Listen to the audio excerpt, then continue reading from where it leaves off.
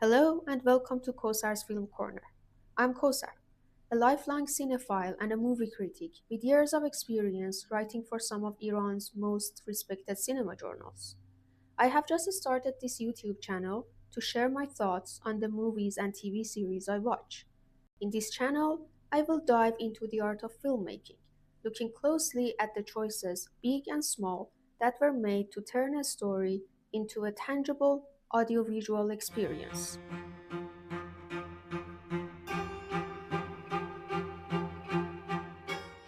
Today, I want to talk about A Gentleman in Moscow, a compelling 8 episode TV series starring the always amazing Ewan McGregor.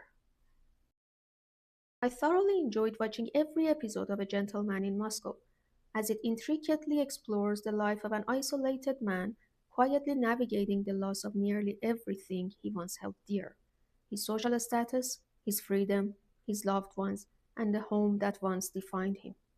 And yet, what emerges is not a tale of despair, but one of transformation, inner revolution, and surprising joy. Of all the shows on my watch list, A Gentleman in Moscow stood out for two rather personal reasons. Interestingly, you can spot both of which just by looking at the poster of the show. First, the promise of a period piece set in Russia, a culture I have long been fascinated by, especially through its literature and cinema. At the center of the poster stands a structure shaped as a Fabergé egg, crowned with the iconic onion dome of St. Basil's Cathedral in Red Square, Moscow. Looking closer, you can see the maze-like structure is transformed into a lavish hotel, brimming with rooms, layers, and ornate details. To me, this image served as a visual metaphor. It promised a layered narrative about a complicated man in a complicated setting. And the second reason was Ewan McGregor. In my books, his name alone is enough reason to press play. A Gentleman in Moscow follows Count Alexander Rostov, an aristocrat who, after the Russian Revolution of 1920s, is sentenced to house arrest in Moscow's luxurious Metropole Hotel. Stripped of his social status and confined within the hotel walls, the Count builds a quiet but profound life, forming unexpected friendships with staff and guests while witnessing the sweeping changes of Soviet Russia from within. As decades pass, his charm, intellect, and resilience would shape his restricted world into a rich tapestry of purpose and human connection. House arrest, or in certain cases hotel arrest, was a common punitive measure in Soviet Russia during this period. Prominent figures such as Boris Pasternak, the celebrated author of Dr. Zhivago, endured similar fates.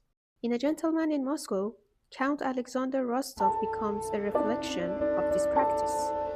The story of Rostov, a well-educated aristocrat who, under curious circumstances, is sentenced to life inside the cold, small attic room of Metropole, is a witful, clever, and rather optimistic take on such a bleak situation, where over many decades, Rostov's mind remains expansive and his spirit refuses to be crushed.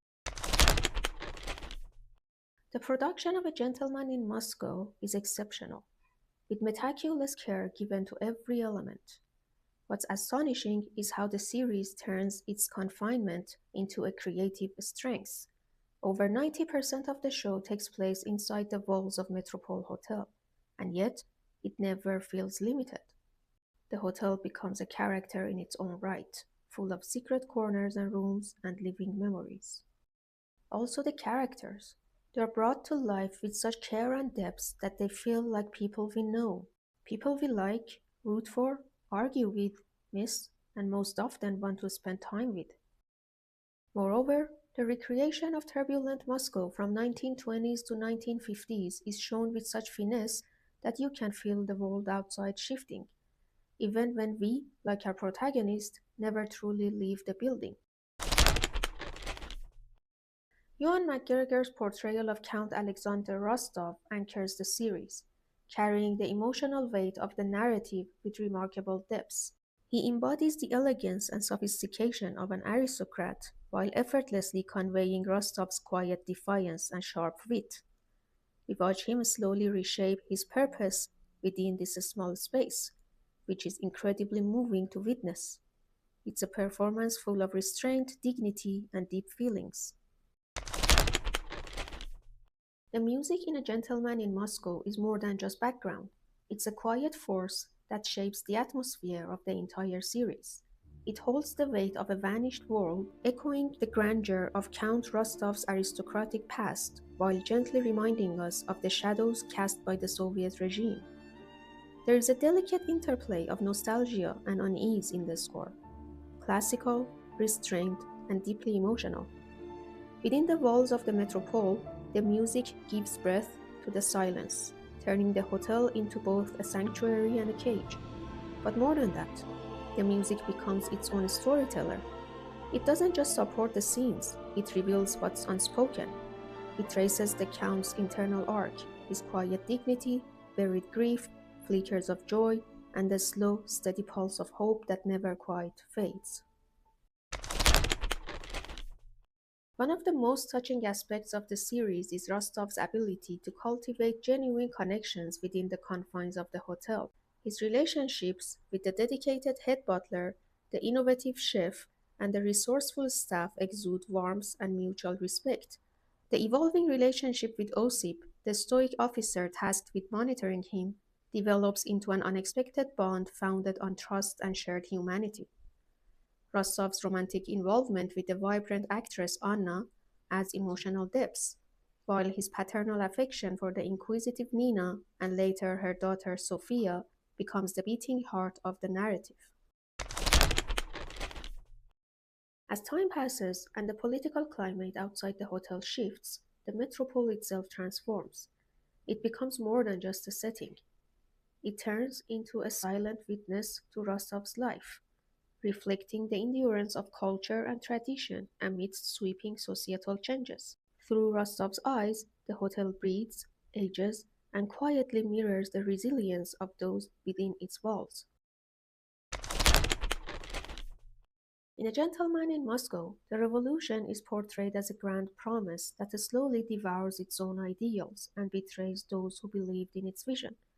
As viewers, we follow Count Rostov's not out on the front lines of the revolution, but inside the quiet confines of the hotel. We are not participants, we are observers, like him, watching from the edges as history unfolds beyond the hotel walls. And through his eyes, we witness how the revolution, which began with promises of justice and equality, slowly turns on its own. It doesn't just strip power from aristocrats like Rostov, it devours its most devoted believers. Mishka, the gentle poet who once clung to the ideals of the revolution with such hope, is eventually cast aside by the very system he helped dream into being. And Nina, the brilliant, curious little girl who lit up the early episodes, disappears into history, as if she were never there at all.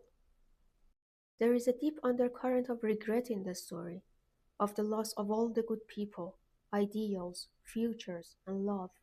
This regret stays with us long after the series is done. The series is a faithful adaptation of A Gentleman in Moscow, the acclaimed novel by Amor Towell. I haven't read the book, but numerous reviews highlight how the series meticulously preserves the novel's major events and smaller intricacies.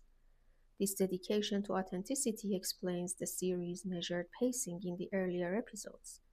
The story takes its time to unravel Rostov's internal journey, and by the time it concludes, the emotional impact is profound, making A Gentleman in Moscow a memorable experience for viewers who appreciate elaborate narratives and fully realized characters. Here's a fun anecdote. After watching A Gentleman in Moscow, I started watching The Penguin, and oddly enough, one of the main characters in that show is also called Sophia. And every time I heard her name in the first few episodes of The Penguin, I felt an unexpected warmth, an emotion I had unconsciously attached to the Sophia from A Gentleman in Moscow. However, these two Sophias could not be more different. That's how much A Gentleman in Moscow stays with you. It even colors how you watch the next show. A Gentleman in Moscow is a masterfully crafted exploration of resilience, human connection, and the power to find meaning within confinement. It's a series that lingers long after its final scene, leaving the viewers with a deeper appreciation of the quiet strengths that can emerge in the most unexpected places. Thank you for watching. If you enjoyed this video, feel free to like, subscribe, or just leave a comment to let me know how you feel about the series. I'd love to hear from you. Until next time, keep watching, keep feeling, and see you back here at Kosar's Film Corner.